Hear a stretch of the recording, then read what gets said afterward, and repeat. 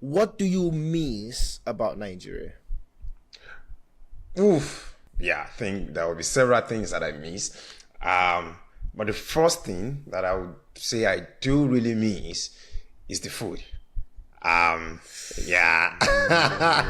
Like I miss the part where you go to the market, eat fresh killed animal. You know the smell of freshly killed cow is different Yeah, from a preserved one. Like when you make 100%. when you cook that, I can smell the difference and I can tell you this is fresh, this is not fresh. I miss that, bro. Like so like yeah, Yeah. that would be the thing I miss the most when it comes to yeah, The Nigeria. freshness of the food that you buy in the market and then cook. For me, bro, I'm with you. I totally miss the food. I just got like an Instagram message from Tosin, I think 2 days ago, and it was a so Tosin is one of our friends, by the way, and it was a bukateria in Abuja where they serve amala, and I think it's yatoyin in Abuja. It's amala and begiri and stuff like that. This is something that I know that the guys in the UK enjoy that. Probably you enjoy this in the US as well. That you can actually find a restaurant that tries to replicate that. But in Germany, I can't. We have no option. We are actually in the mindset that if that's the only reason to fly down to Nigeria, we are going to do it at some point. You know, just that having your amala pressed in plates and then the begiri and, and the ewedu and the soup with all those meats, and then you get another bowl of ogunfe. Yeah. Like with, oh my goodness, I really, Yeah. really, really miss that.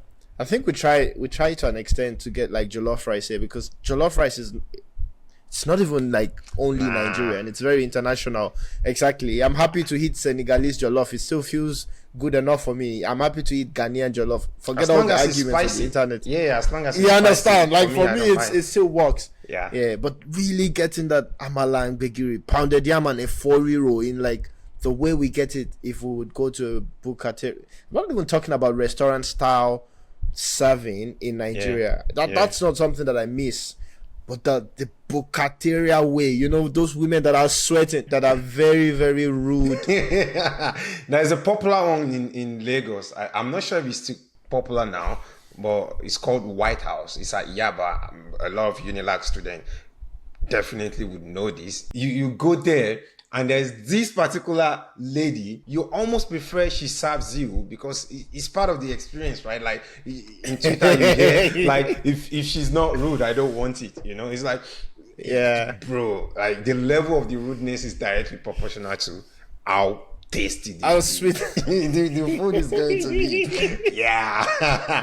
Like Yeah, I insult definitely me, insult miss me. Yeah, let me be a little bit angry while I get this into me.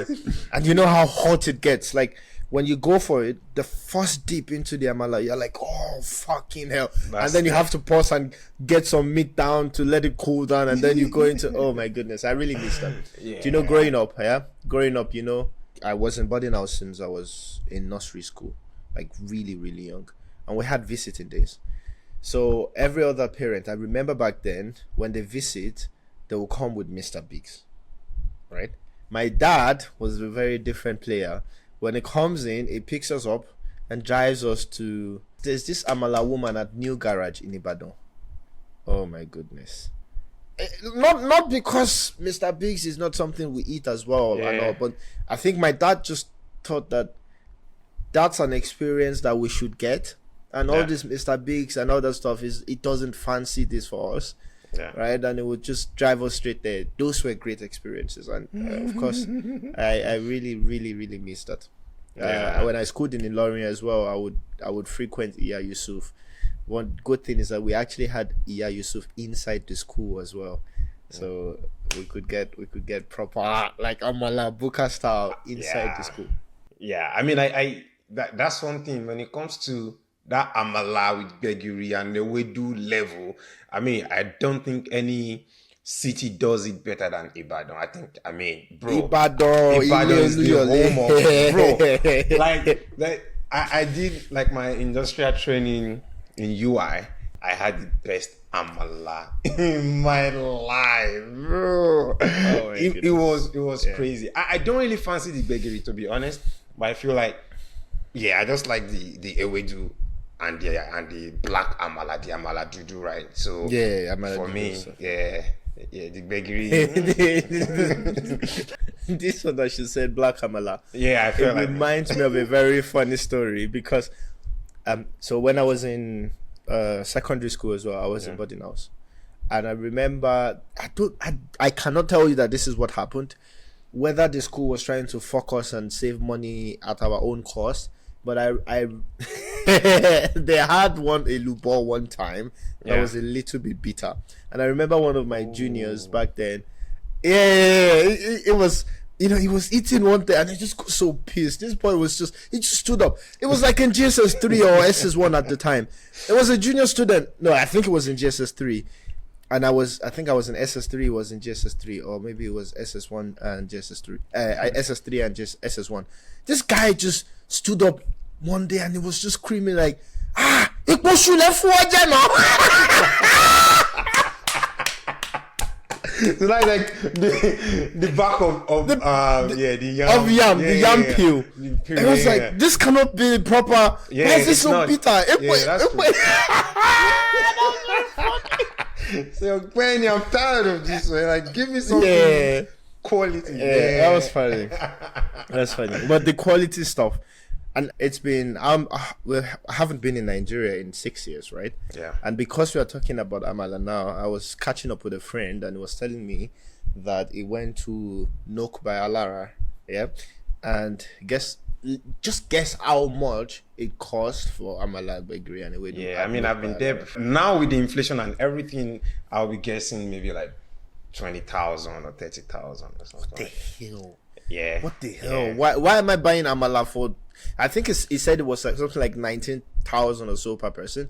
But why am I paying 19? I mean, guys in the comment, if you're still in Nigeria. But anyways, I know that our viewers are from all over the world. But it's basically like, what can I want to paint the picture in something that is common in Germany, almost like paying 60 euros for Käsesprezel. It's traditional. You probably like it a lot. Yeah, or paying 60 euros for kebab. Like, it's good food. I actually didn't use kebab because people might think, oh, it's good food. It's quality food. Kebab is good food as well. But I mean, it's something that you can get almost fine dining style. However, to pay 60 euros for one portion. Yeah, I mean, with Nok by Alara, you're not just buying. Yeah, the food is the experience you're paying for, right? So, and unlike this other local like restaurants, it's just purely where the experience is better. Food. Exactly, it's just but the food. But the experience of rude servers, isn't that something that we also enjoy? Yeah, it depends on what you are craving, right? If you want to probably take a lady out on a date, something fancy, something not chaotic, I think Nok by Alara will do it, right? But when it comes to I'm craving Mama Said, then you go to Mama Said for the...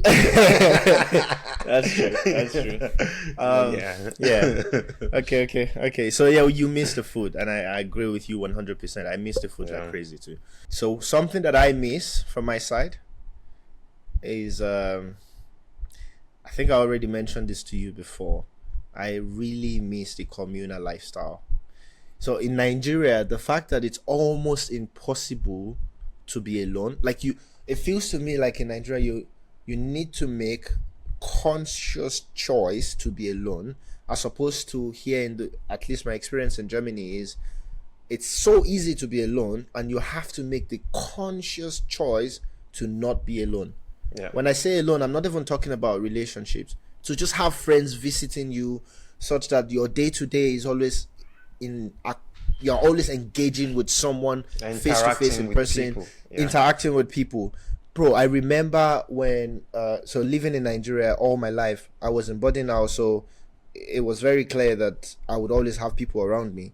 But also when I go back home, all right, I grew up in a family of we were just a family of 6, but it never felt like this, because almost as if at every single point in time we had 4 or 5 extra people whether family or some of the staff working at home, we always had like a bigger family. Yeah. And this just meant that even though the house had enough bedrooms, enough living rooms to maybe even not see my parents for days if I don't want to, I never had my own bedroom until I finished university.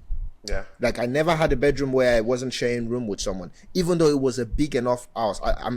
We had 6+ bedrooms, living rooms 3+, blah blah, and still we just had so many people living with us. It was so communal. Yeah. Growing up that way, going into boarding house when went into uni as well. My first year in university, I was going to school, and I just gave a call to one of my very good friends from secondary school. It was my senior in secondary school. Gave him a call.